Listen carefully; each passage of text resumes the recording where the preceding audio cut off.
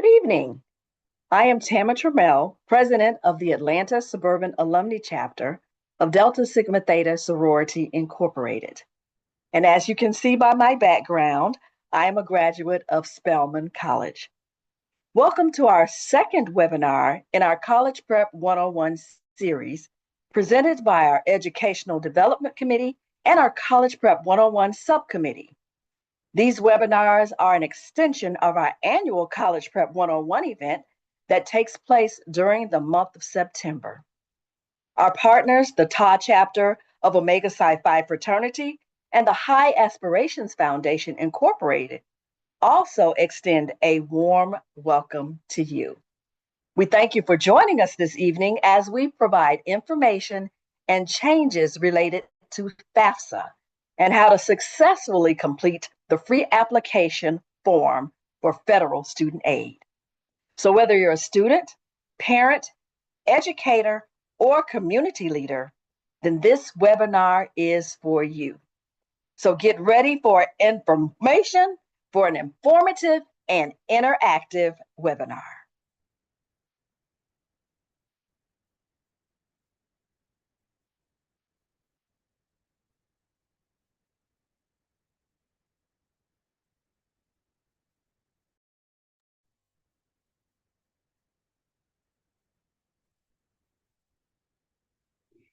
Hello, hello, and hello. I am Dana Tucker Davis, and I wanted to tell you guys what our objectives and goals for tonight are. First, we want you to understand the purpose of FAFSA, to identify aid opportunities, to identify and obtain required documents so that you can properly complete the FAFSA form. We want to show you how to navigate the FAFSA form and any changes there may be, and to avoid common errors, because common errors leads to inactive or rejected applications. And finally, we hope that you will understand the next steps after your student or yourself have submitted your FAFSA forms.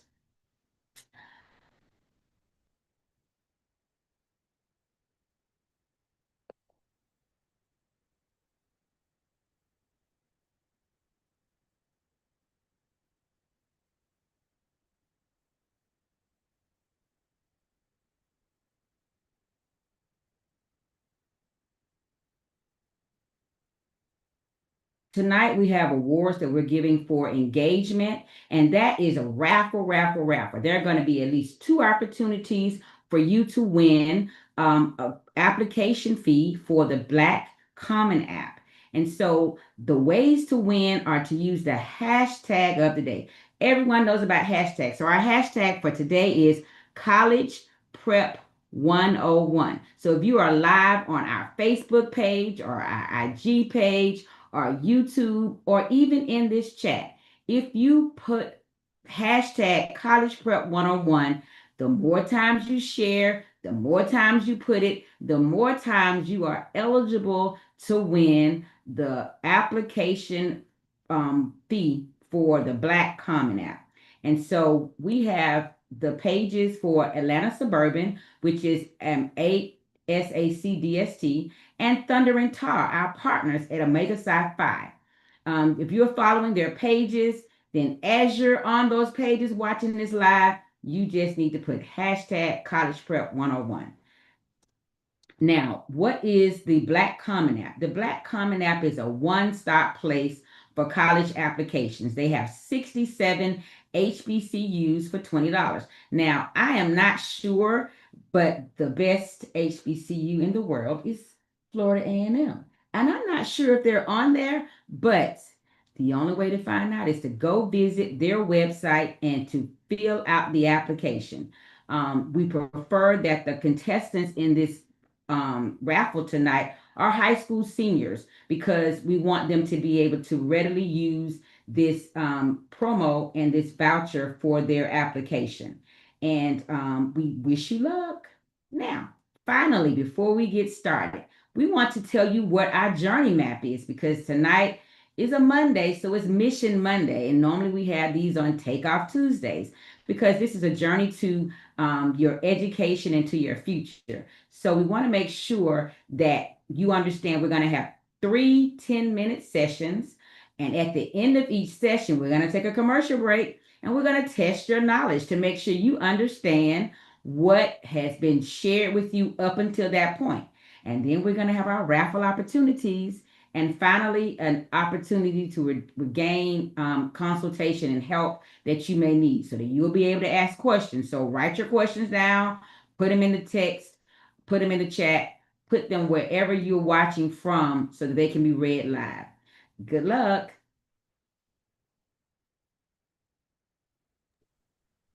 Good evening, everyone. My name is Kristen Hill, and I have the pleasure of introducing tonight's moderator, Ms. Kangelin KJ Dexter.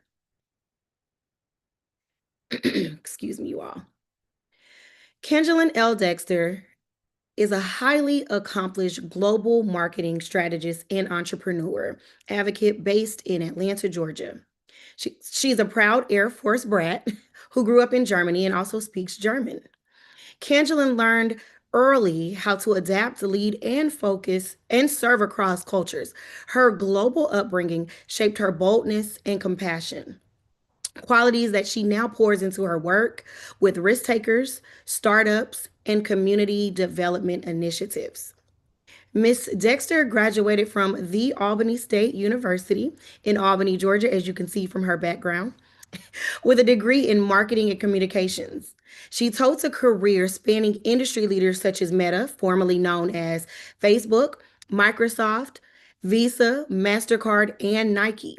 Miss Dexter has been instrumental in groundbreaking initiatives, including PEG, the world's first accounting chatbot, and developing MasterCard's Stand Up to Cancer donation card. A lifelong champion of diversity and inclusion, Ms. Dexter co founded a corporate affinity group for Black professionals and led the creation of the 1.5 million annual Invest in Progress grant program for Black women entrepreneurs. She also serves as a certified digital coach for Google's Grow with Google initiative, mentoring young professionals on career development and personal branding. Beyond her professional contributions, Miss Dexter manages the career of her artist brother, Selah Vision, Soul of the Brush, whose work is featured in the Smithsonian National Museum of African American History and Culture.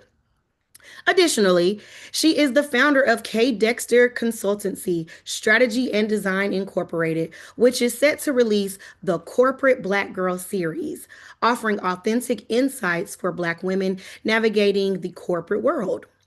She's also the Marketing, Communications, and Public Relations Director for the Mount Nebo Baptist Church and Life Center in Ellenwood, Georgia.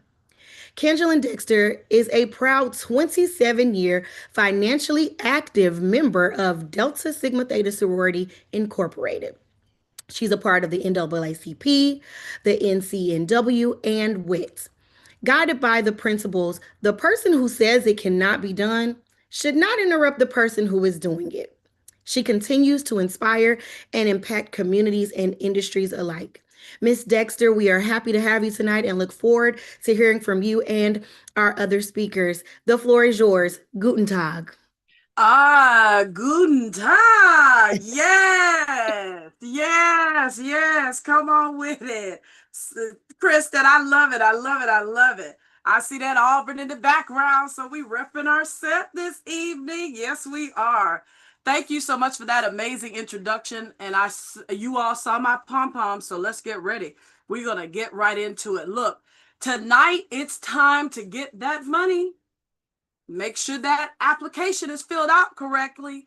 And tonight it's all about our federal student aid process. And we have the expert here to walk us through it. Look, folks, times are changing. And so Adrienne Langford, who has lived in Georgia for almost 20 years, she graduated from Southeastern Louisiana University. Where is Kiana at? And Theral, all our Louisiana members out there. But she graduated from Southeastern Louisiana University. She brings over 15 years within the roles of higher education, including financial aid administrator, recruitment, and enroller. She was an enrollment advisor as well as a student services specialist. So she knows about higher education. Working for the Georgia Student Financial Commission, she and the Georgia Commission offers financial aid counseling, workshops, training in a number of ways to a variety of audiences. And her outreach team goes to and works with middle schools, high schools, colleges, churches, and other community-based organizations to aid thousands of students and their families to be more knowledgeable about the resources available to them so that they can afford ways to go to college. We want to be able to make it affordable, right? So she's been servicing this area, Fulton County, Atlanta Public Schools, Clayton County. It's been covered by Adrienne Langford and her team at the Georgia Finance Commission. So if you ask Miss Adrienne Langford what her mission is, she will say to you, it is to provide information and assistance on state and federal student aid to students, parents, high schoolers, staff, and the general public through these informational sessions and training. She believes that knowledge is power, and knowledge gets you money to follow your path and live out your dreams. So look, students, parents, guardians, aunties, uncles, everybody, get your pens out and your notebooks ready, because if you need money, if you need coins, if you need Geld, as we say in Germany, in Deutschland, Miss Adrienne is going to walk you through the application and the changes. So you need to take notes so that you can be prepared when you sit at your computer and laptop, your mobile device, iPad, tablet, whatever you're doing to start your application. Don't forget, we're going to test your knowledge along the way. So make sure you post your actual questions in the chat. We've got our Q&A divas. They're back for this session to read out some of those questions. And also, don't forget to make sure on our YouTube and Facebook page that you all are putting that hashtag college prep, okay? All right, so look, I think that Miss Adrienne is ready. She's got her money bag, she's got her application ready, and she's got her debt ready. And so, Miss Adrienne Langford, thank you for being here. And I'm going to turn it over to you, and I'll be back for our commercial break. Good evening. Well, thank you, Ms. Dexter, for that wonderful introduction. Again, I am Adrienne Langford. I am one of the outreach representatives for Georgia Student Finance Commission. I am very happy to be with you this evening. And tonight, I really want to talk to you about the FAFSA. So tonight, we are actually going to go through the 2026-2027 FAFSA form. So the FAFSA is really the first step for high school seniors and really any student seeking funding for their post-secondary education. So it's a very important form. I want to make sure that you're getting all the information that you need to be successful and just have access to all financial aid that is available to you. So first, I want to start off by defining the FAFSA. So FAFSA stands for Free Application for Federal Student Aid. And again, is one of the key ways to access money to pay for a student's education beyond high school. Now, do keep in mind that the application is free. A student should never pay for assistance to complete the FAFSA. Now, the FAFSA is simply a form created by Federal Student Aid, and this form must be completed each year. Now, a new FAFSA becomes available each year by or on October 1st for students attending college the next year. Now, colleges and universities use the FAFSA form to determine how much financial aid a student is eligible to receive. And this does include grants, scholarships, work-study funds, and loans. Now, who should complete the FAFSA? Any student, regardless of income, who wants to be considered for federal, state, and school financial aid programs should complete the FAFSA. Now, a lot of questions happen, or we receive a lot of questions about how long the FAFSA will take to complete. The FAFSA has really became a very simple application. Every year is just a little bit easier than it was before. So right now, the FAFSA usually takes people around 30 minutes to complete. So it's very quick. Now, what is needed to complete the FAFSA, the student will need a studentaid.gov account. If the student is considered dependent, at least one parent will also need a studentaid.gov account. And we are actually going to go through that process tonight. And also you will need student and parents' financial information. Now, to be eligible for federal student aid, you must meet general eligibility requirements. And these requirements are for the student, not the parent. So the student must be a US citizen or an eligible non-citizen. The student must have a valid social security number. The student must be a high school graduate or a GED recipient, and the student must be enrolled in an eligible certificate, diploma, or degree program. Now, if you have any questions regarding federal student aid and the recent legislation, please contact Federal Student Aid directly via the phone or visit their website, studentaid.gov, for information and updates. I did provide here a QR code where you can go straight to that website and just kind of save it to your reading list or to your bookmarks so that you can always go back to see if there's been any updates.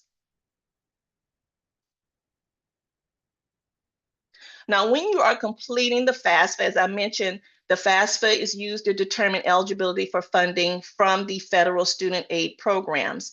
When you're completing the FAFSA, you're actually applying for several financial aid programs at one time. So this does include the federal Pell Grant, the federal Supplemental Educational Opportunity Grant, which you will hear institutions call the SEOG. You're also applying for the federal Work Study Program. The FAFSA does have to be on file to apply and to borrow federal student and parent loans. And also, if you are a student majoring in education, when you complete the FAFSA, you are also applying for the TEACH grant. Now, here in the state of Georgia, the FAFSA is also the application, on one of the applications for Georgia's state aid programs, so your HOPE programs. So when you complete the FAFSA, you're also applying for the Hope and Zell Miller Scholarship, Hope and Zell Miller Grant, the Hope Career Grant, and a couple of other state programs. So do keep in mind with federal and state financial aid, you are applying for all of those programs by completing this one application. You receive the funds that you're eligible for. So next, I do want to talk about studentaid.gov. So creating a studentaid.gov account is the first step in the process for submitting the FAFSA. Now, the account, which is created by the student and then is used to track federal grants and loans, access the FAFSA, and sign electronically. Now, if the student is a dependent student, at least one parent will also need a studentaid.gov account. Now, to create an account, you want to visit studentaid.gov, click on the Create Account link in the top right-hand corner. And then on the next screen, you're going to click on the Get Started button. And then you want to follow the steps. Now, make sure that the name used matches what is on your Social Security card. Here, you will be required to enter a mobile phone number and/or an email and verify them. You will also be required to select the method you will be using for the new two-step verification process. Now, if you are unsure if you or one of your contributors already have an account, Federal Student Aid will alert you if your Social Security number is already in the system. At this point, you will use the Forgot Username or the Forgot Password option to begin the steps for retrieving your username and password. Now, just a few tips about the studentaid.gov account. First, keep in mind that the FAFSA is the student's application. Therefore, students should create their own studentaid.gov account. This will reduce the chance of error. It also makes it more likely that the student will remember their password. Students should not use their high school email address when creating their account, as these email addresses are usually deactivated after graduation.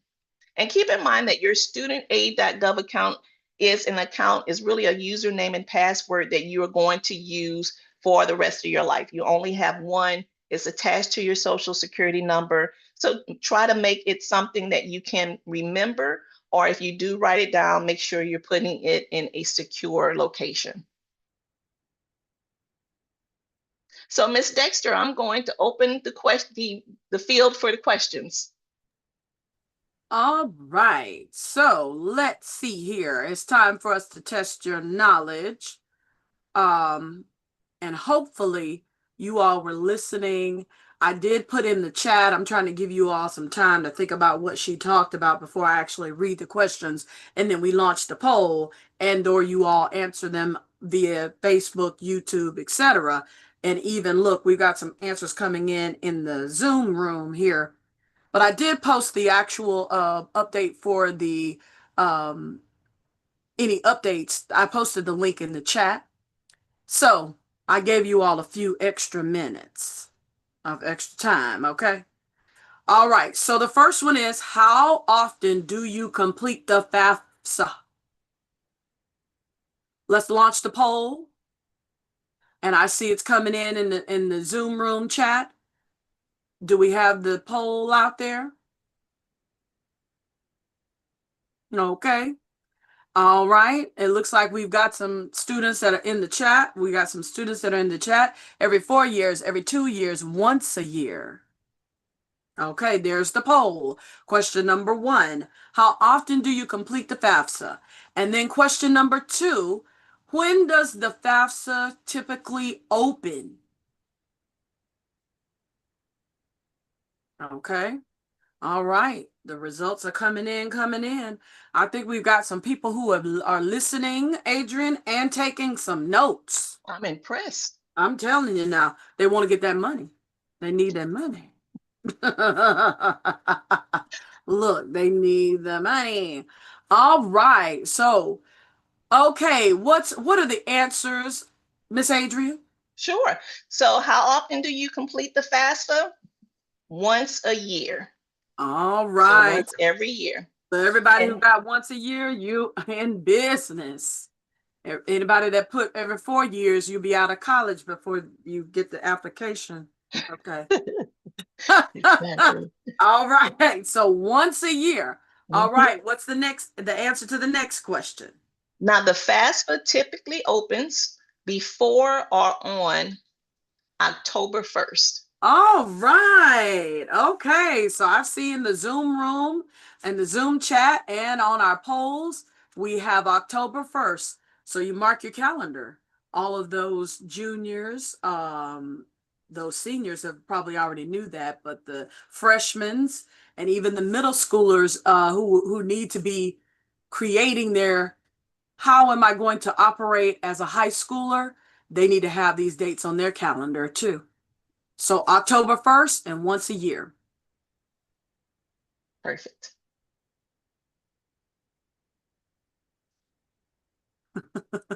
Okay. All right, it's time for our Q&A. And we have our Q&A divas out there in the room. And so I'm going to go ahead and let me call on some of them. And so what I want you to do, Q&A divas, I want you to tell us what school you matriculated at.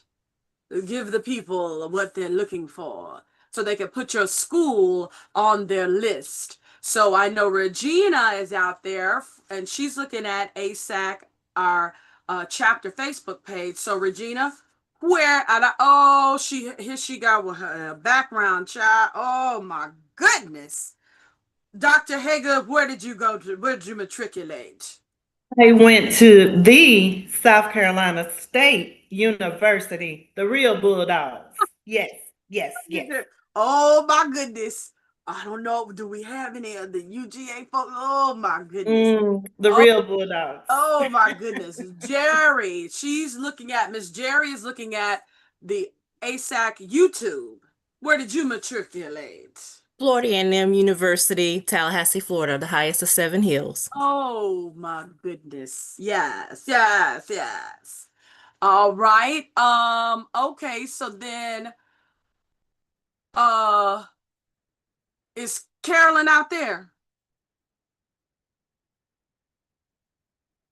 Okay, I don't see her in the Zoom room. Now Kristen, Hello, all. now where did you matriculate? I I said gave it you some. before, but it bears repeating. I went to Auburn University. War Eagle. We don't care about any of the Bulldogs, okay? We're the Tigers. My goodness. This is the type of fun that we have on a Monday night talking about college prep and getting everyone prepped. And so these ladies, so Miss Regina, Dr. Haygood, Miss Dr. Regina is on ASAC's Facebook page. Miss Jerry is on ASAC's YouTube page. And then, of course, Kristen is looking at Miss Kristen is looking at Thundering Taw on their Facebook page. So I'm going to start at the top, and then we have Miss Carolyn, who is in looking at the Zoom room. So I'm going to start at the top. Miss Regina, any questions from our Facebook page? Yes, I do have a question. Perfect. Should the student use high school issued email address or personal email address when filling out the FAFSA? Great question. So the student should always use their personal email address. Their high school email address will most likely be deactivated after they graduate from high school. So you really need to have access to your FAFSA information, your federal student aid account for years to come. So you want to make sure you're using your personal email address. That's great advice. So you don't lose your information. All right. Thank you. Any more from Facebook? No more at this time. They're getting all of their questions, and hopefully they're doing their hashtag so that they can get into this drawing, because we'll be doing that next, I hope. So, all right, Jerry, anything from ASAC YouTube page? Yes, I have one question. When should you create a student aid account? Good question. So you should create that account during your senior year of high school. So actually, you can probably create it before that, but just so that it's kind of fresh on your mind when you complete the FAFSA, we do recommend completing it that senior year of high school. All right. Okay. So mark your calendars, all you juniors. Need to get in the game. Get in the game. Get this money. Okay. Do we have any questions from the Zoom room? All right, Thundering Taw. Do we have any questions, Kristen, from Thundering Taw? I'm looking, and right now we do not have any questions. So that means everybody's just understanding everything so far. So y'all are doing a great job. No questions. Okay, good, good. All right, and we're back from our commercial break. Oh, yes, I thought we had a raffle, but then I saw the slides. I said, well, maybe the college prep, hashtag college prep 101. Do we have any persons who has entered the raffle using that hashtag college prep 101? Miss Dana, do we have anything out there? I don't think that I've seen any yet. My But goodness, they have don't this want free next section. applications? They have this next session, next 10-minute session to, get their hashtags out there so they can win. Please, please, please. I see some in the Zoom room. I see some students that are in the Zoom room. So look, go to the Atlanta Suburban Alumni Chapter Facebook page. And we know y'all looking at us like, Facebook, huh? You could also do it on IG. You can go on IG as well. Go on IG. If your parents are on Facebook, tell them hashtag college prep 101 to put your name in the hat. And if you're in on IG, hashtag college prep 101. All right, Miss Kristen. Hey, Jay. Yes, I'm sorry. I was told that we do have a question in the chat. I Okay, can read that perfect. one. Mhm. Okay. Mhm. All right, go ahead. Let's get it. Okay, it says, I believe my son has declared himself independent this year. Does he need to create a new student aid account or can he keep the same one? Great question. So that student aid account that he created is his for a lifetime. So you only create it one time. It's attached to your social security number. Okay. All right. So we'll monitor. So Kristen, you'll be monitoring Ta and the Zoom chat for us.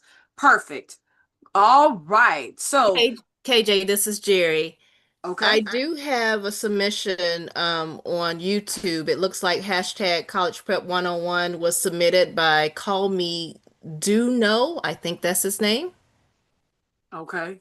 All And right. I have some. Oh, okay. All right. So what, ladies, get those over to Miss Dana, and so we can enter them in for the second raffle since they're slowly coming in. Folks, I guess slowly logging in and they're taking so many notes. They weren't able to get those hashtags out. So what we're going to do is we're going to put them in the chat. We're going to get those over to Miss Dana. And heads up for the second raffle, we want your name now because, we bypassing this first one. So make sure. I have another question in the chat. Okay, I see another. Yes, go ahead. It says, does the FAFSA need to be filled out for all grad programs or just undergrad programs? Good question. So for undergrad programs, students can be eligible for the grants and loans. For graduate programs, you're only eligible for loans. So you can complete the FAFSA when you are in graduate school, but just keep in mind that it is only for student loans. All right. All right, folks. So we've got the raffle College Prep 101 coming in, and we've got questions coming in. Keep them coming. There's more information, and turning it back over to you, Miss Adrian. Sounds good. Perfect. So let's jump into completing the FAFSA. So the website to complete the FAFSA is FAFSA.gov. So that's FAFSA.gov. So that's very important. We do see a lot of students put that that URL in incorrectly. So do make sure it's FAFSA.gov. This is the homepage. This is what you should see when you put that website in. Now on there, you will notice it says, do you want to start a 2026-2027 FAFSA form? Do you want to edit a form, meaning that you've already started a form, or do you want to accept an invitation to a 2026-2027 FAFSA?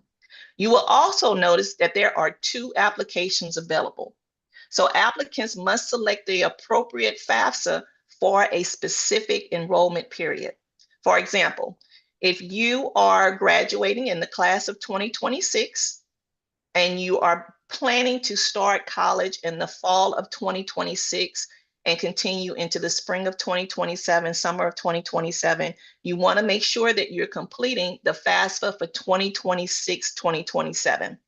Now, if you are graduating in May of 2026, but you plan to start college immediately, so you're going to summer school in 2026, you do have to complete the FAFSA for 2025-2026, but also complete the FAFSA for 2026-2027 so that there's no gap in your funding.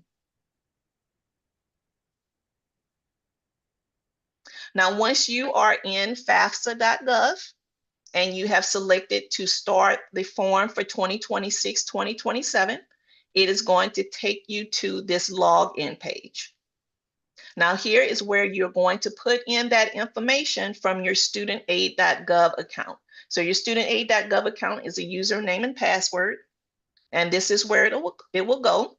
If for some reason you have just gone straight into the FAFSA and have not created that account, there is an option there to let you go back and create your account so that you can access the FAFSA. So our sample student here is a high school graduate. She's graduating from high school in May of 2026. So once she has logged in with her studentaid.gov account, it's going to take her to this page. It's going to welcome her and take her to this page and ask if she is a student completing a FAFSA or a parent. So of course, she's going to enter student here. Now, when the student starts the 2026-2027 FAFSA form for the first time, they are taken through the FAFSA onboarding process. Now, the first onboarding page provides an overview of the FAFSA. The second FAFSA onboarding page provides information about contributors that may be required to participate in the student's FAFSA. The third FAFSA onboarding page provides information about what the student can expect when completing their FAFSA form. And the last FAFSA onboarding page provides information about what to expect once the FAFSA is completed, submitted, and processed. Now on this page, the student will select Start FAFSA Form.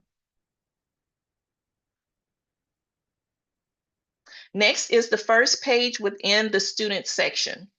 Here, the student can verify that their personal information is correct. And if they do need to update any information, the student can go back into their studentaid.gov account into the settings and make those changes. The next page is going to ask about the student's state of residence. The student will select the state from a drop-down box and provide the month and year when they when they became a resident of that state.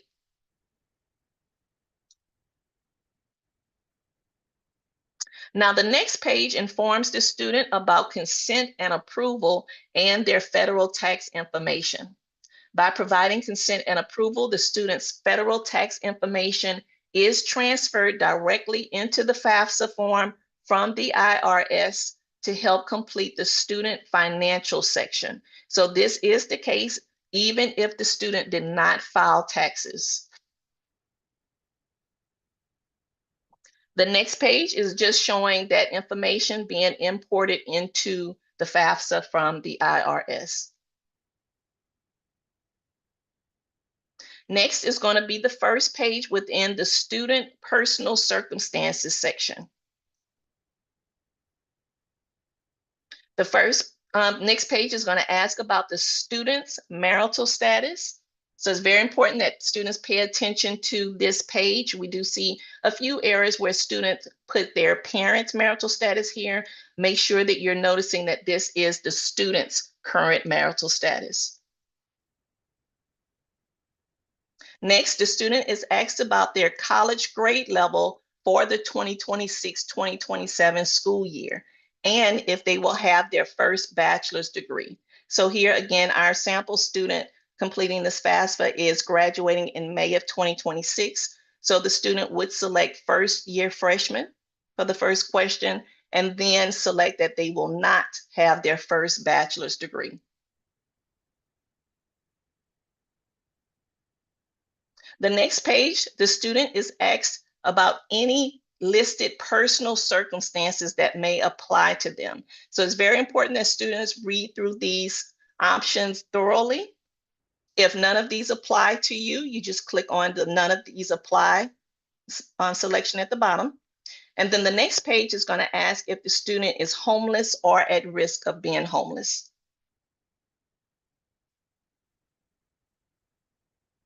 The next page is going to ask if the student has any unusual circumstances preventing them from contacting their parents. So again, it's really important that students read through these options.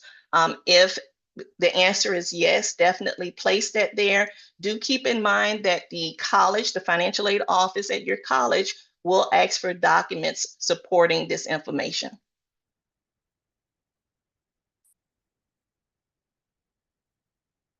Now, based on the answers provided by our sample student here, the student is considered a dependent student, which means parent information is required.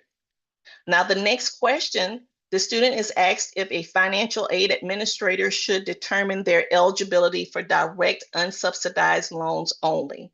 Now, this is an option if the student's parents are unwilling to provide information.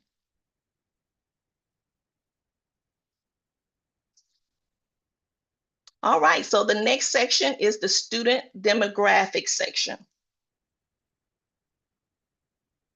The first question, the student is asked about their gender identity, and the student selects their responses from the options listed. Next, the student is asked if they are of Hispanic, Latino, or Spanish origin. And the student is also asked to identify their race. Now, do keep in mind that the information provided here is not a factor on your financial aid awarding. It is purely for reporting purposes. On the next page, the student is asked about their citizenship status. Next, the student is asked about their parents' education status.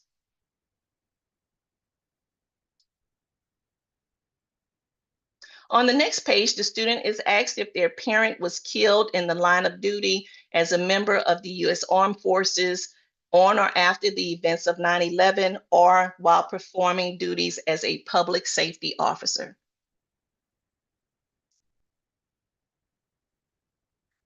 The student is then asked about what their high school completion status will be when they start the 2026-2027 school year. So our sample student here is graduating from a high school. So the student selected high school diploma. The student is asked which high school they did or will graduate from.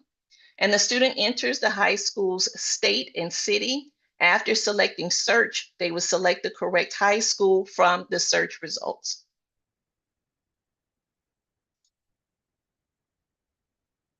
Now, the next page is the beginning of the Your Finances section.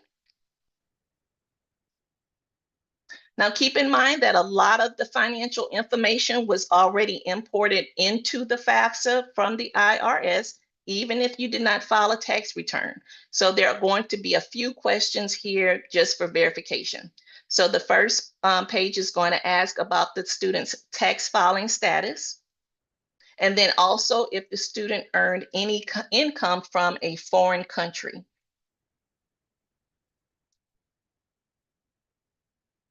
Next, the student is asked about their assets. So the student does enter a response in each field. If the student has nothing to report, the student will just enter the numerical 0 here. The next section or the next page is the beginning of the Select Colleges section.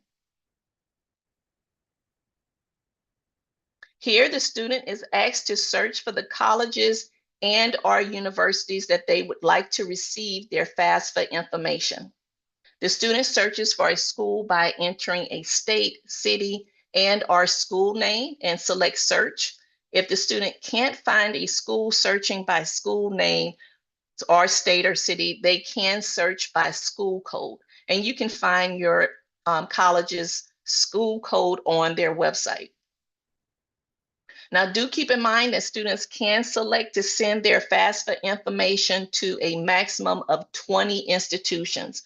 So also note that these are not the colleges that you've only applied to. These can be colleges that you've been thinking about. So you want to take advantage of the opportunity to put in 20 institutions here.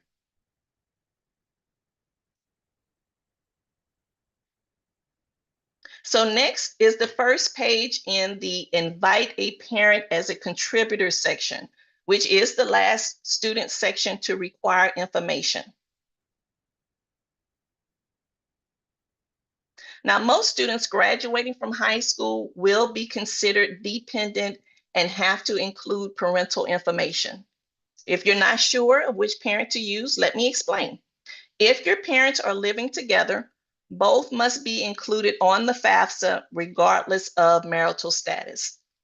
If the parents are living in separate households, the student will pick the parent they live with the most in the last 12 months. If that parent is remarried, the step parent must also be included on the FAFSA. If the student lives with both parents equally, The parent who financially supported the student the most would be the parent included on the FAFSA. And if that parent is currently married, then the step parent's information will also be included. Now, if you're still unsure of which parent should participate in the student's FAFSA, visit the Who Counts as a Parent on the FAFSA form page on studentaid.gov. So I did provide this QR code. It does lead you right to that tool. And this tool will help you determine which parent's information will need to be included on the FAFSA.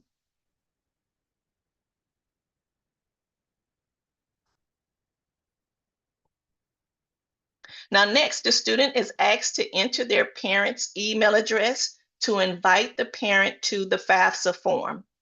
Now, after entering the email address, the student selects Send Invite, and a pop-up window appears, and the student confirms their parent's email address by selecting Send Invite. So it's very important here that students do double check their parents' email.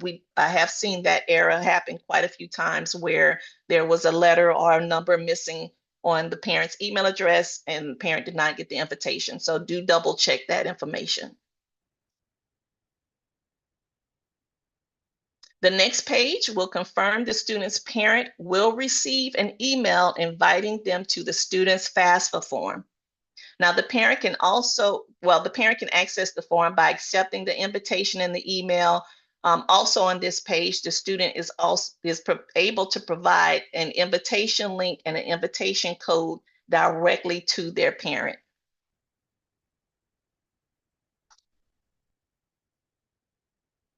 So lastly, the review page displays the responses that the student has provided in the FAFSA form. Now, the student can view all of their responses by selecting Expand All or expand each section individually. To edit a response, the student can select the question's hyperlink to be taken back to that question. Now, since the student also invited their parent to their FAFSA form, they will see the status of their parent's invitation. Now, on this page, the student will acknowledge the terms and conditions of the FAFSA form and sign their section. After agreeing to the terms and conditions of the FAFSA form and signing, the student is able to submit their section of the FAFSA form. Now, since parent information has not been provided, the FAFSA form is not considered complete and cannot be processed yet. So lastly, upon digitally signing the student section, the student is presented with this pending submission page.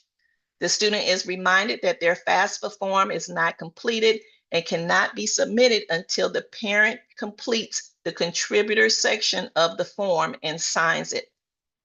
This page also displays next steps for the student to take, including tracking and managing their form. All right, Ms. Dexter, it's time for some new questions. My goodness, the questions are coming. But before we get to the questions, we want to test your knowledge. My goodness. Woo. I see all these questions. Miss Langford, I was just like, oh my goodness, what is this is a lot of questions. But you know what? They're good questions as we wait to get to the actual test your knowledge section. But they're great questions, and one of the things as you all are walking through, looking at your notes, seeing if there's any additional questions that you want to put in the chat or anything that you want to put in the Facebook, YouTube. One of the things that you all are walking through, I just want to make sure everybody's on mute. I heard something, but this is the section, and I wanted to call out one of our someone who was a graduate student, Miss Tasia Palmer. She said, although I'm currently a grad student, I appreciate the additional tips and advice. I wish I would have known this information as an undergrad. So again, thank you. So Ms. Langford, it's helping. It's helping. We're there. Wonderful. We're there. People are following it. following it. And so she's a graduate student, and she's here on this tonight to get some additional tips. All right. Are we ready for the questions? Did they already go up? A student must provide a consent. This is true or false. A student must provide consent and approval on their tax information to be transferred directly from the IRS into the FAFSA form, even if they did not file their taxes. Zoom room, I think they've answered it. I think they're answering it. It's coming in. It's coming in. And then the second question is, where can a student find the tool that helps them determine which parent or parents should participate in the student's FAFSA form? So this, I think, not is necessarily a tricky one, but you have to understand which websites to visit. And so if we could get the questions populated on the screen on the next slide, let's see them so that we can look at and see what these websites are, because I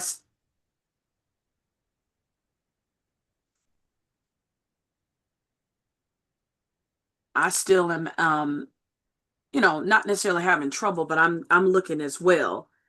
But how many of you all think that is true? How many of you all think the first one is true, and how many of you all know which website to go to? All right, there they are on the screen. We can see them on the screen. All right, so Miss Adrian, what is the answer to the first question? We had 100%. So the answer is true. A student must provide consent and approval for their tax information to be transferred directly into the FAFSA form, even if they did not file taxes. So keep that in mind. If you somehow select decline on that question, the application will end. You will not be eligible for any federal financial aid. All right, and 100% got the actual right answer. So this next one, it's not tricky, but you need to know which website you should be using. So where can a student find the tool that helps them determine which form that a parent should participate in? Yes, so that tool to figure out which parent should be included on your FAFSA is located on studentaid.gov. All right, so studentaid.gov, folks. And we had about 75% said FAFSA.gov, and then we had 25% of those in the Zoom room here in the Zoom that said studentaid.gov. So tell us again where it can be found. It's at studentaid.gov. Studentaid.gov. Studentaid.gov. Okay, so let's get to the questions. We have a lot of them coming in, but they're great questions. So, all right, back to our Q&A divas. Let me go in here and do the add, and then add. And then I see Miss Jerry out there as well. So, all right, Miss Regina, Dr. Haygood, let's see what's coming in from Facebook. Okay, I have 3 questions, KJ. Woo. My first question, can a parent do the student's part? So we recommend, and Federal Student Aid recommends, that the student completes the student section. The FAFSA is actually the student's application, and students are going to be responsible for completing a FAFSA for the next few years, every year that they're in college. So it's really important that the student understands the application. So it is recommended that students complete the student section of the FAFSA. Thank you. My second question in the chat is, can questions be skipped on the FAFSA form?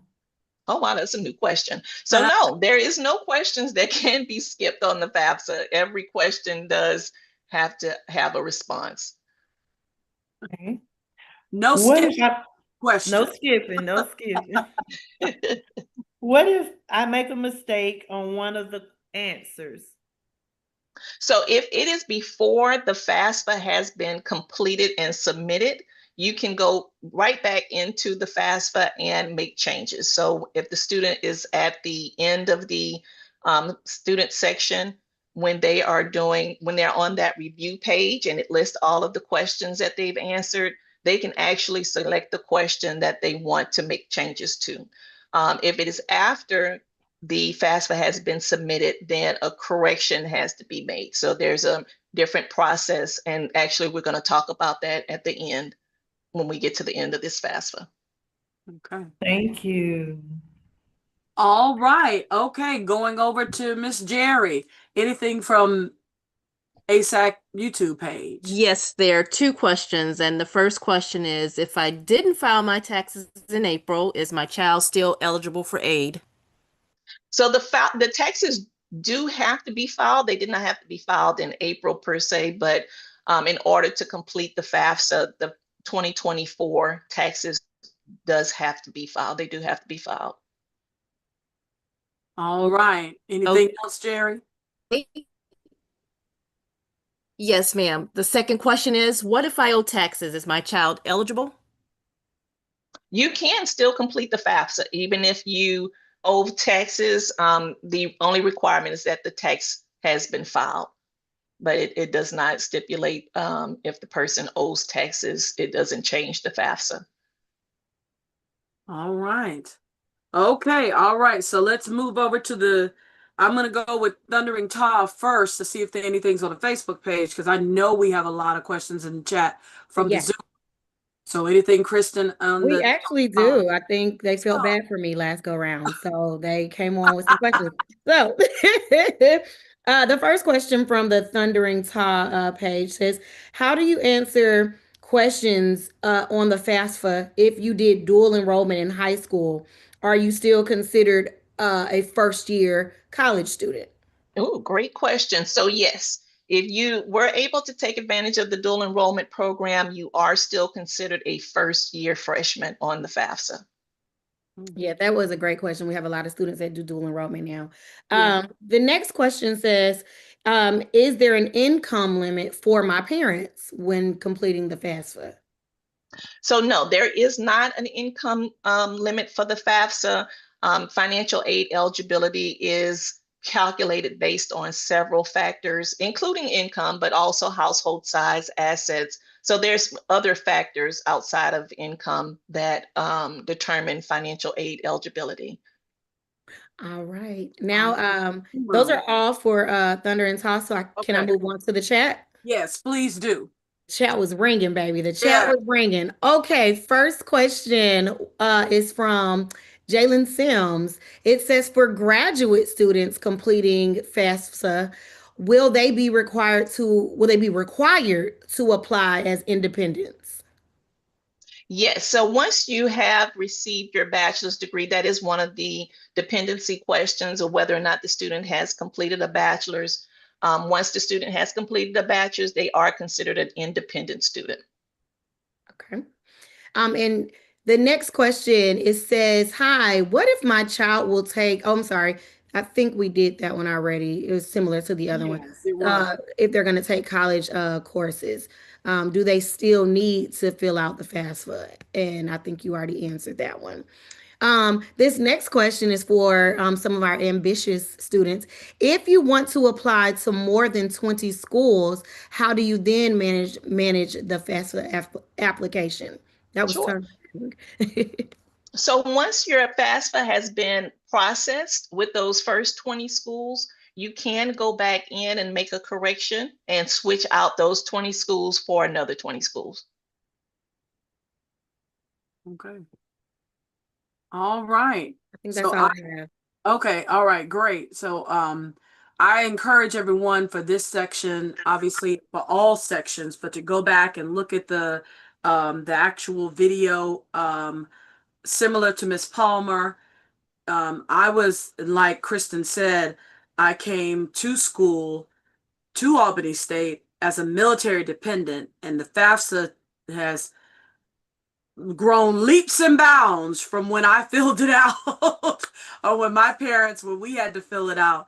And so I'm encouraged and glad to see, Ms. Langford, all of the questions with regards to, you know, the status as it relates to, are you a veteran or even a dependent, military, and all of the active duty, the 9/11. I appreciate those questions because they help not only from a data perspective, but to ensure that those students and their persons and their families get additional, you know, coverage where and or financial aid when and where possible. So I appreciate that. So thank you all for increasing and moving with the sign of the times. The times they are changing, right? So I appreciate that. All right. So we have the raffle. I know we moved on to the next slide, but Miss Dana, we had a lot of you all come on in. You all got the phones out and then started making sure that you entered in your information. So this time it was so in order to be eligible, you have to put College Prep 101, hashtag College Prep 101. So we had some people to do that. It looked like some parents or whatever. So we wrote their names on some little post-it notes, and I'm gonna shake it up a little, put a top on it, shake it up. And then let's see, I'm pull a name out of here. Hendrix Berry. Am I pronouncing that correctly? Hendrix Berry.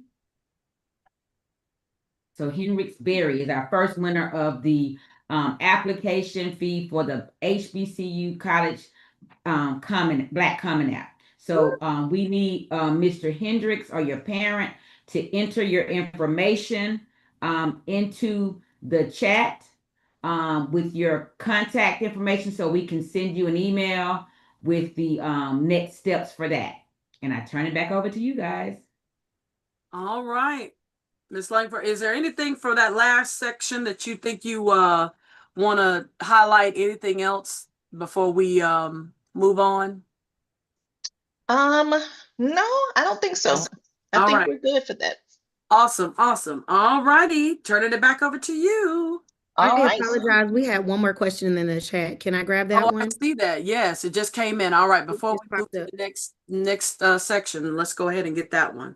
So this is from Miss Shireen West. It says, because my son has declared himself independent, does he now have to complete his own FAFSA? And am I now not required to complete the parent portion?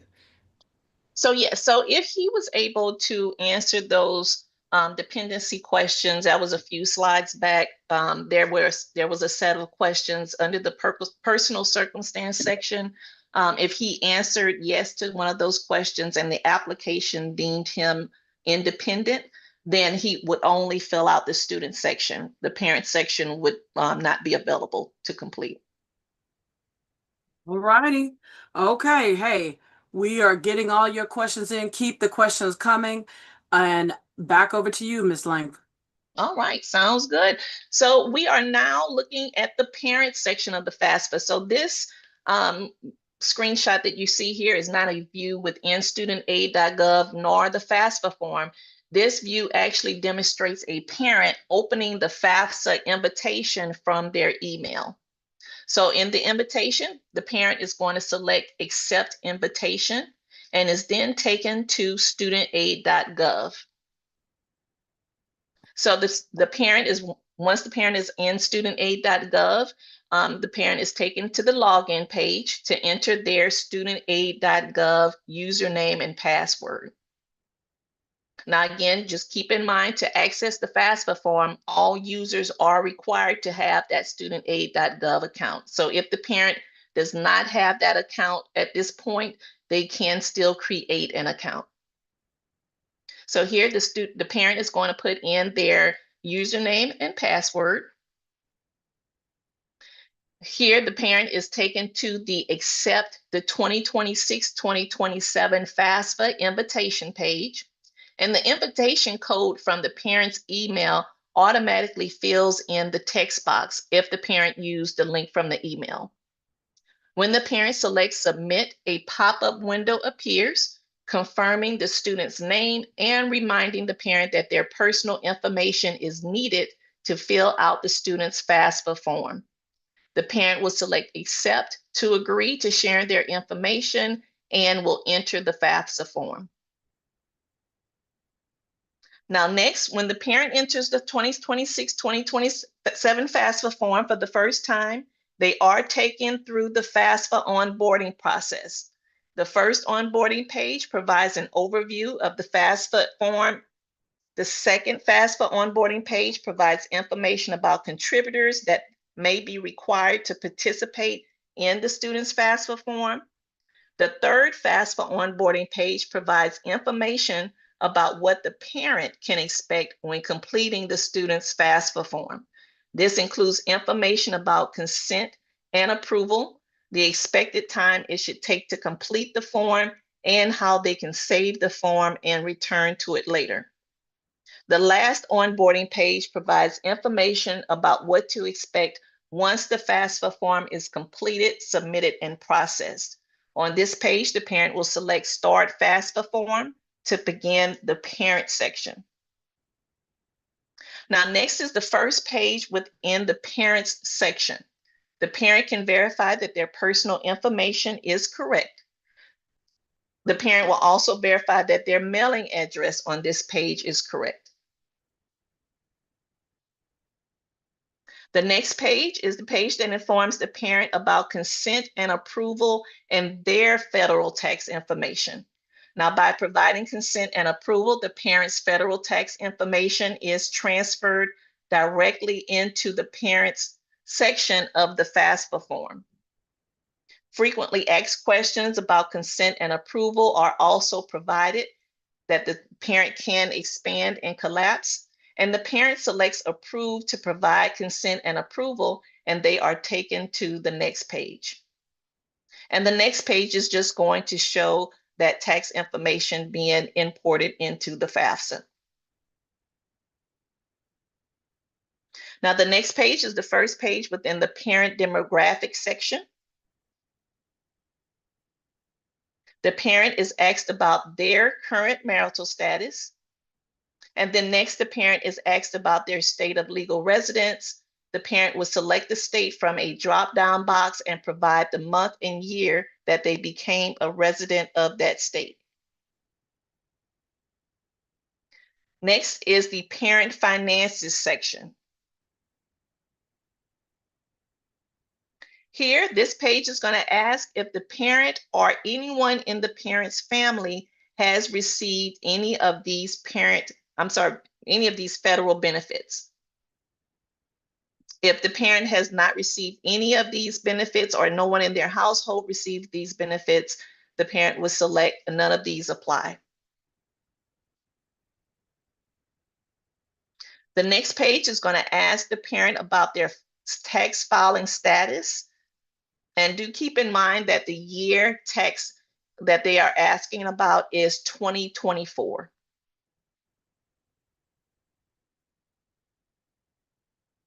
The next page displays the family size for the student.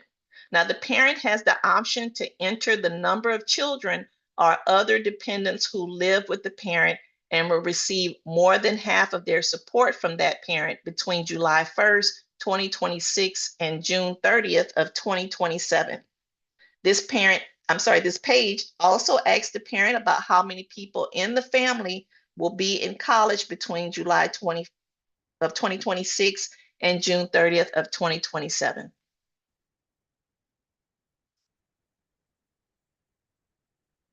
The parent is then asked about their assets. The parent does enter a response in each field. If the parent has nothing to report, the parent will enter the number 0. And lastly is the review page. So the review page displays the responses that the parent has provided on the. In this scenario, the parent can only view responses within the parent section of the student's FAFSA form. The parent can view all of their responses by selecting expand all or expand each section individually.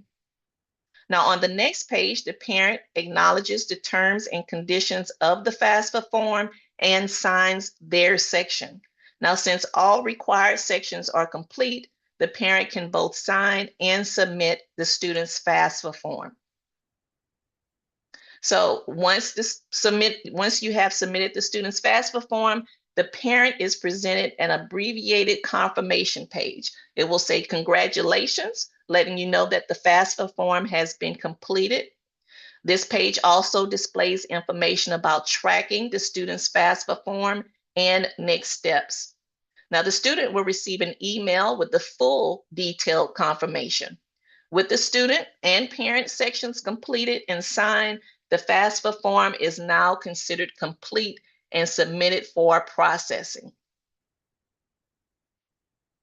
So, Ms. Dexter, we are at a question or a couple of questions. All right. Okay. So here are your questions. Here are your poll questions. So I'm giving you a little bit of time. I'm also giving you all some time out there to do hashtag college prep 101. Okay, so the poll questions. Parents must provide consent and approval for their tax information to be transferred directly from the IRS to FAFSA, to the FAFSA form, even if they did not file taxes. Is that true or false? True or false? And then the next question is, a parent or contributor on a student's FAFSA must have their own studentaid.gov account to access, fill out, and sign the FAFSA form. True or false?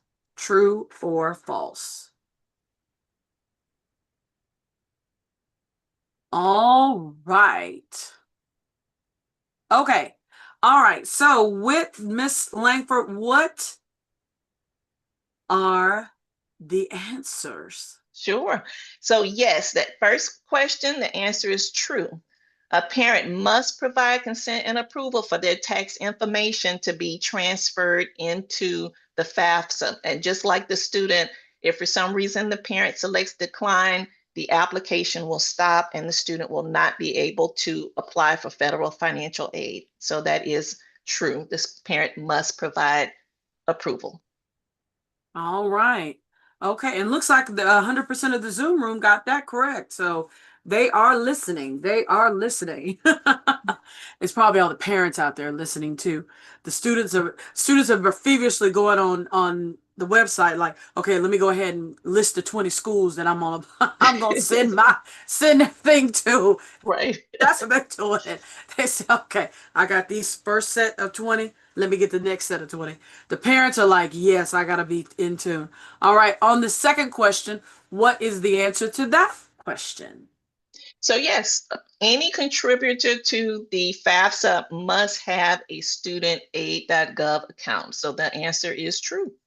All right. And hey, 100% of our Zoom room, they got it right as well. So everyone is listening and taking notes.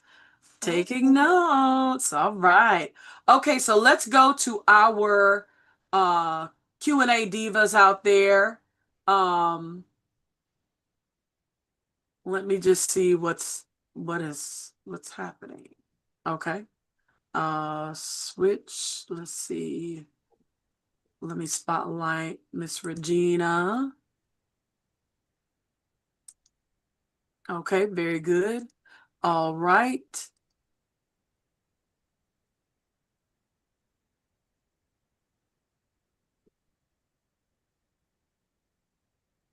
Okay, all right. So, okay, so Regina, are you do we see anything out in Facebook land? Yes, yes, yes, KJ. I have a question. I'm And it's a telling you. good one too. What if the non-custodial parent refuses to complete the form or to submit their information? So it depends on, again, if the parents live together, both parents must be on the FAFSA. If The student lives with one parent more, then it's the parent that the student lived with the most in the last 12 months. If the student lives with both parents equally, then it's the parent that financially supported the student the most in the last 12 months. Thank you. And I have one last question. When should I file my FAFSA? What is the deadline? Oh, good question. So how should I say that? So each college has what's called their own FAFSA deadline. And you would have to contact the college to find out when their FAFSA deadlines are. But our recommendation is to complete the FAFSA today. Complete it as soon as possible, as soon as it becomes available on or by October 1st. And one last question. What tax year is required for the FAFSA? It's 2024 for the 2026-2027 FAFSA. Okay. All right. So, Jerry, anything out there? No, it looks like my crew is taking notes. Okay. All right. Okay, Kristen, anything from Thundering Tar or the Zoom room? We have a few from both. Okay, so question in the Thunder and Taw group says if I have children, I guess it's kind of similar, but I'll read it.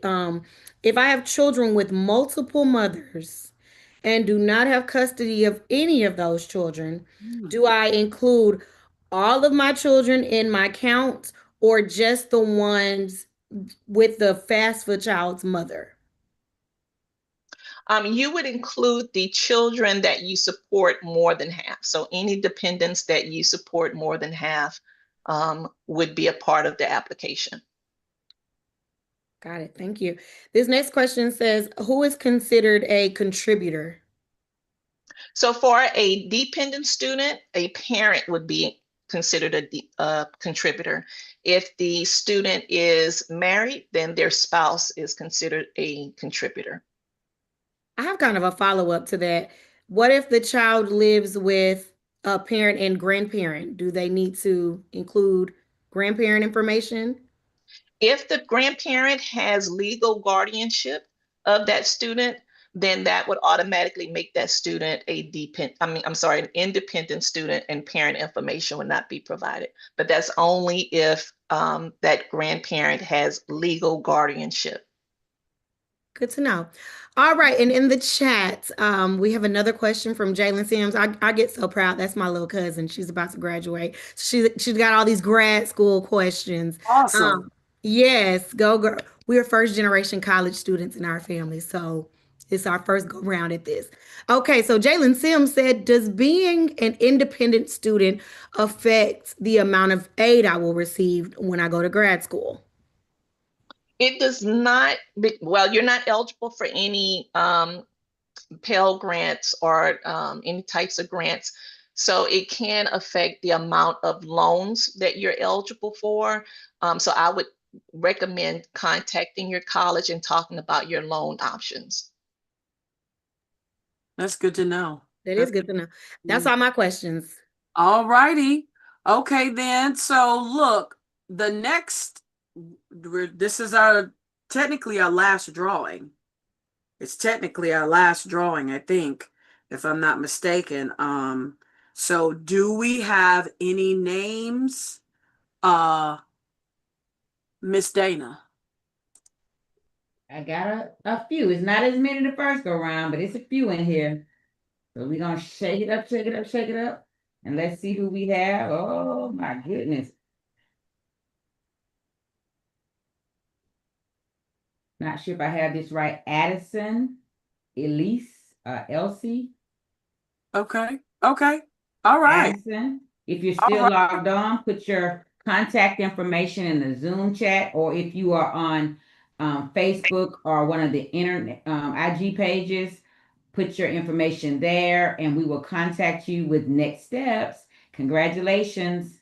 Congratulations. All right. See, it pays to follow directions. It pays to be on IG, Facebook, and in the Zoom room. Okay. All righty.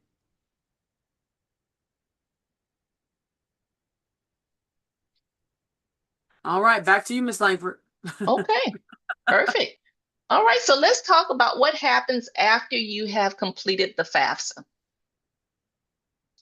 So the student receives, after the FAFSA is completed, the student will receive a FAFSA submission summary for their processed FAFSA form and any subsequent corrections that the student submits. So this FAFSA submission summary will come as a link in an email that you will receive from Federal Student Aid.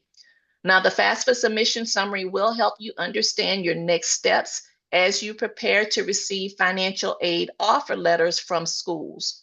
Now, the FAFSA submission summary is divided into 4 tabs: eligibility overview, FAFSA form answers, school information, and next steps.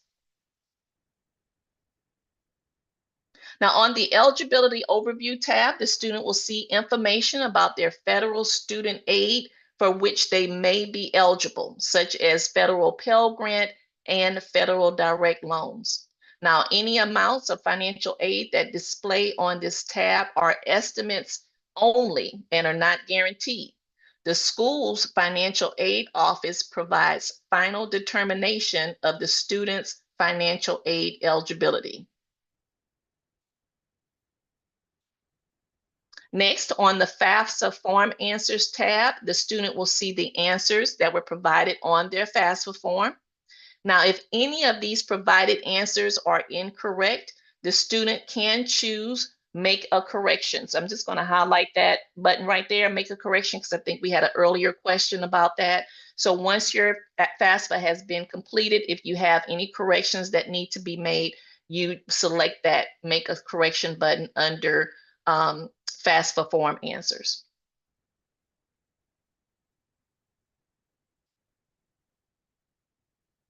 On the school information tab, the student will see information about the colleges and universities that they selected to receive their FAFSA information. Here, the student can view graduation rates, retention rates, average cost of attendance, things like that. And next, on the next steps tab, the student will see comments that pertain to their FAFSA form. Now, some of the comments may require the student to make a correction or send additional documentation to the college. Other comments may just be informational and require no information from the student.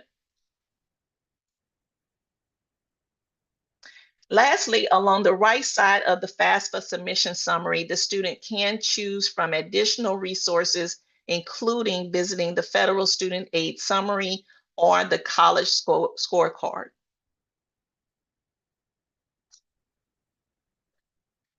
Now, lastly, let's talk about some resources to help you in the college planning and financial aid process. The first resource I definitely want to share is Federal Student Aid. So Federal Student Aid's website is studentaid.gov.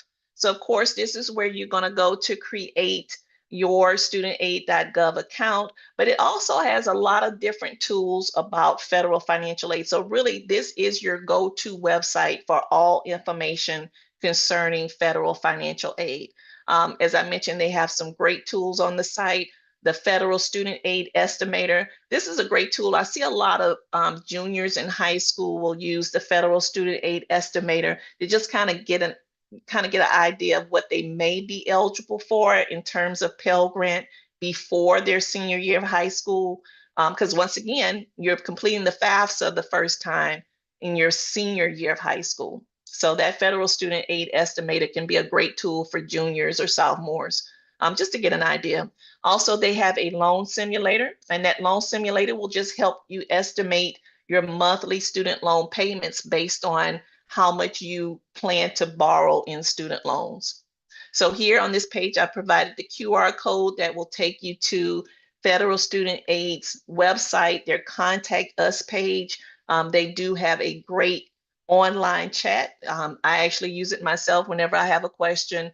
And usually someone is online very quickly when you get into the chat.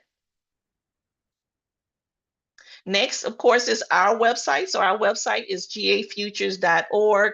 This is Georgia's primary resource to help students plan, apply, and find affordable ways to pay for their post-secondary education. We also have a ton of great tools on our website. On our homepage, we have a scholarship search tool where students can research the different scholarships that are out there. And these scholarships are local and national. They're not scholarships that we administer. There's just a database and a resource for high school students to kind of find out what's available to them. We also have a college search tool where students can research the different colleges out there and find out more information about Georgia universities and colleges.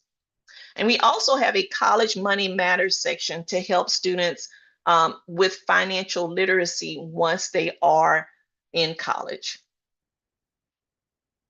Now, I definitely want to point out our application, the GSF app. So the GSF app is the Georgia Student Finance application and is a quick way to apply for HOPE programs. So you'll notice that I brought it up earlier that the FAFSA is an application to apply you for HOPE programs. Students can also apply for HOPE programs through the GSF app. The benefit of doing the GSF app application is one that it is a very fast application. So usually when I'm sitting with students, it takes them maybe 3 to 5 minutes to complete the application. Also, this application is good for 10 years. So once you complete it one time, you do not have to worry about completing it again. It applies you for HOPE and Zell Miller Scholarship, HOPE and Zell Miller Grant, HOPE Career Grant, and a couple of other state programs. So we recommend that students complete both, complete the FAFSA and the GSF app, just because the GSF app is a one-time application. You never have to complete it again. Also, we have some great brochures on our website to help with the financial aid process. If you visit GA Futures, our checklist and our brochures are listed under the resource tab. And I also provided some QR codes there if you'd like to go there directly. I do want to remind all of the Georgia students that November is Georgia Apply to College Month. So more than 60 colleges and universities across the state are waiving their application fees this month through the Apply to College Month initiative. So students can visit gafutures.org to see a full list of participating schools and details on how to apply. So there is no limit on the number of colleges a student can apply to using the waivers. And the initiative runs through November 30th. So families still have time to take advantage of these savings. Next, I also want to highlight the Georgia Match Program. So the Georgia Match Program is a simple way for you to know where you are eligible for admissions to be admitted to college based on your high school calculated HOPE GPA through the 11th grade. So we really want to make it easy for you to see where you could attend college in Georgia based on your current academic record and to apply to institutions that you are most interested in attending. So Georgia Student Finance Commission sends a letter to every Georgia high school senior and every student with a high school transcript on file with a valid address and calculated HOPE GPA from 11th grade. Now, if you have any immediate questions about HOPE and state aid programs or your GA Futures account, please contact Georgia Student Finance Commission directly at our phone number or our email address. If you have any general questions about the FAFSA form or state aid programs, please feel free to make an appointment with an outreach representative. I've included a QR code there to take you to our outreach page. And also keep in mind that the financial aid office at your college or university, how much financial aid that you are eligible to receive using information from your FAFSA and other factors. So if you have any questions regarding your financial aid file, please contact the financial aid office at the college or university that you're planning to attend. And lastly, we also want to invite you to connect with us on social media, so you can follow us on GA Futures Facebook, Twitter, Instagram, for all of the latest and greatest information about financial aid, including tips, resources, and reminders. So, Ms. Dexter, that's it for me. I want to open the floor for any questions. Awesome. Awesome. Oh my goodness. I am so grateful that you were able to go through all of this information, because I just remember when I did it. And of course, being overseas, so much has changed, but so much has evolved. And I think that everyone needs to take advantage of the information that was here today. I've actually posted some items in the chat for those that are in the Zoom room, and I know that our divas, our Q&A divas out there, are trying to post that same information in the varying social media mediums and sites that are out there. So if there are any last remaining questions or final remaining questions, let's go around to our Q&A divas to find out if there's anything either in the chats that they see or on social before we move on to our next and final item. Dr. Haygood, do you see anything? Dr. Regina, Miss Regina, you see anything out there? Yes, ma'am. I have one question. The FAFSA asks, if I only want unsubsidized loans, should I answer yes? Oh yeah, that's a good one, because I had no idea what I was clicking. Yes, no, maybe, I don't know, give me money. So is that question about the question that's in the student section about the unsubsidized In the student loan? section. Mm-hmm. Yes. So here, and I just pulled that slide up. So it says direct unsubsidized loan only. So that is for students whose parents are refusing to provide information on the FAFSA. So basically, it means that you would not be eligible for any Pell Grant, SEOG, any type of grant. You would only be eligible for the direct unsubsidized loan if your parents are refusing to provide information on the FAFSA and you are considered a dependent student. Okay. All right. Anything else, Miss Haygood? Okay, she's gone on mute. Not at this time, but all I right, will be back. Okay. Exactly, because everybody's taking notes and feverishly trying to type in their questions. Miss Jerry, anything on your end? Yes, we have one last question, and it is, what is the difference between FAFSA and CSS? Should I do both? I could not answer that question. We only are experts on the FAFSA and the GSF app. The CSS profile is through a different organization. Okay. All right. All right, Miss Hill, Kristen, is there anything that on Thundering Tar Facebook?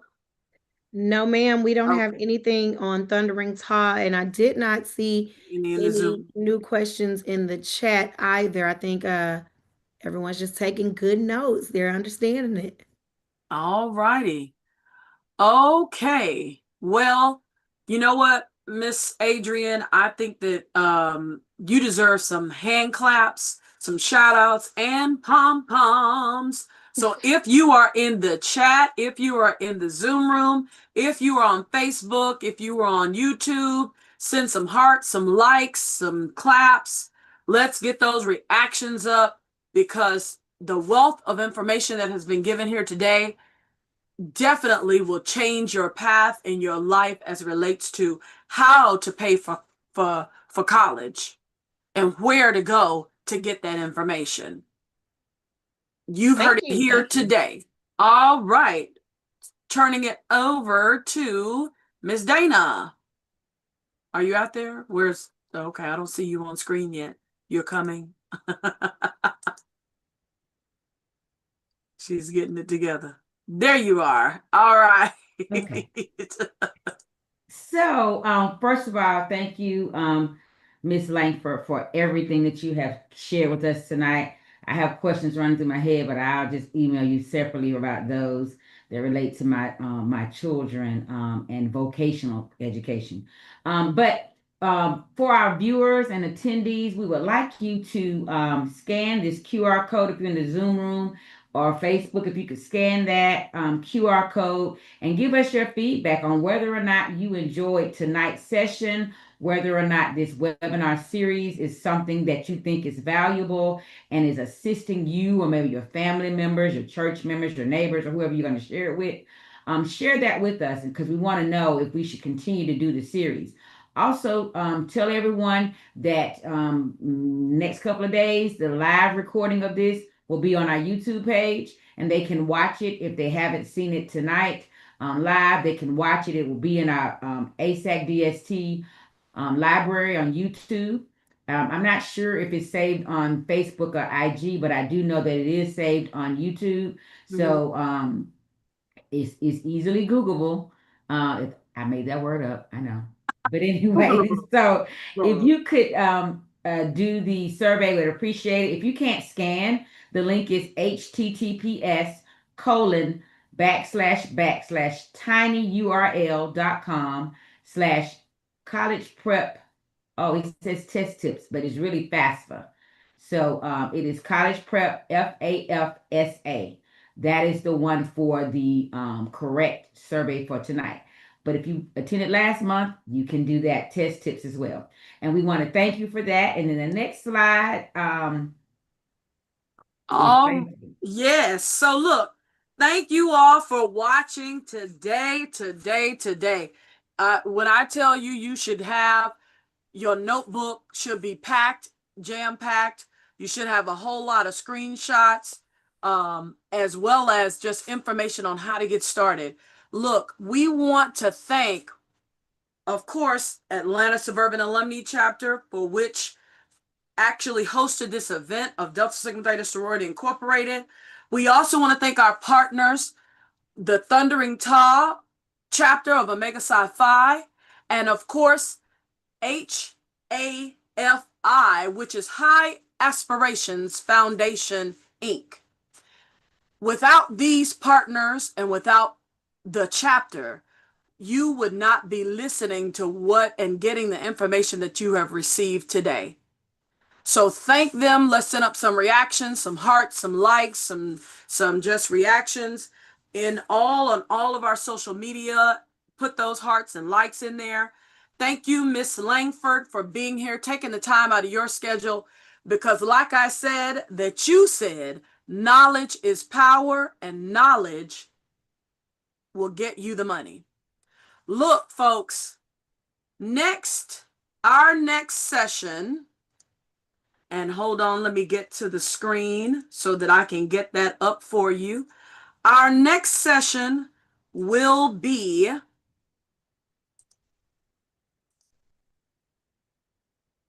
and hopefully you can see it on the screen, scholarship resume writing. Did you know you needed a resume for a scholarship in addition to your essay? Yes, you do. Things they are changing, times they are changing. Be there, register for December 16th, Tuesday at 7 p.m. Put that on your calendar, mark your calendar, because the scholarship resume is a little different than your volunteer or your work resume. You need a scholarship resume. And we're going to have an expert here to be able to help you write that resume so that you can get that money. Today was about FAFSA, December 16th. Mark your calendars, 7 p.m. for scholarship resume writing. Look, folks, it's been fun. It's been real. It's been real fun. Thank you to Miss Adrienne Langford and the Georgia Commission for making sure that we have information on our FAFSA. You have learned a lot today, and we will see you on December 16th at 7 p.m. Visit all of our websites and our Facebook pages to register for that webinar. If you have any questions, you've got our information. Atlanta Suburban Alumni Chapter of Delta Sigma Theta Sorority Incorporated. We bid you good night. See you. Peace.